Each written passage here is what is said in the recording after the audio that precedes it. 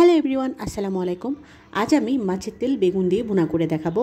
গরম গরম ভাতের সাথে এটা খেতে কিন্তু ভীষণ টেস্টি হয়।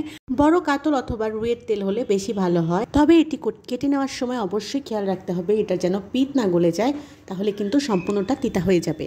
তো যাই হোক, আমি এখন যেভাবে এটাকে রেসিপি তৈরি করি সেটাই আপনাদের সঙ্গে শেয়ার করব। প্রথমে আমি একটি পাত্রে দিয়ে দিচ্ছি পেঁয়াজ কুচি পরিমাণ মতো। কুচি তেলে হালকা করে ভেজে নিয়ে আমি দিয়ে দিচ্ছি আদা বাটা 1 টেবিল চামচ আর রসুন বাটা 1 চা চামচ। এবার খুব ভালো করে নাড়াচাড়া করে সামান্য পানি দিয়ে দিচ্ছি। এটা একটু শুকিয়ে এলে আমি দিয়ে দিচ্ছি হলুদের গুঁড়া আর দিয়ে দিচ্ছি মরিচের গুঁড়া 1 টেবিল চামচ আর হলুদের গুঁড়া 1 চা চামচ।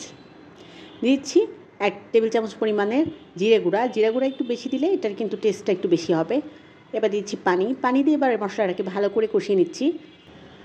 এবার আমি ছোট ছোট করে কেটে রাখা লম্বা বেগুন দিয়ে দিচ্ছি। বেগুন দিলে কিন্তু এটার স্বাদ আরও বেশি বেড়ে যাবে।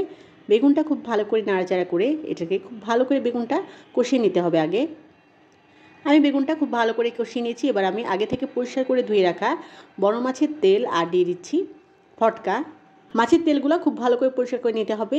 কালো যে অংশগুলো থাকে সেগুলো ফেলে দিয়ে জাস্ট সাদা কালারের যে অংশগুলো আছে সেগুলো আমি নিয়েছি আর দিয়ে দিচ্ছি মাছের ফটকাগুলো।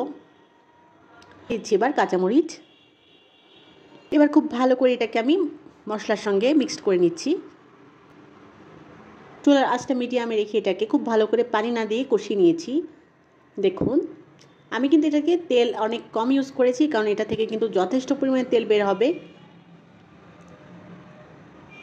এবার দিচ্ছি পরিমাণ মতো লবণ।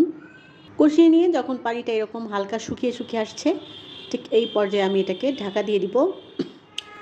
ঢাকনা তোলার পর দেখতে পাচ্ছেন একে কিন্তু তেলটা বের হয়ে আসছে, আর আমি এই পর্যায়ে চুলাটা অফ করে দিয়েছি।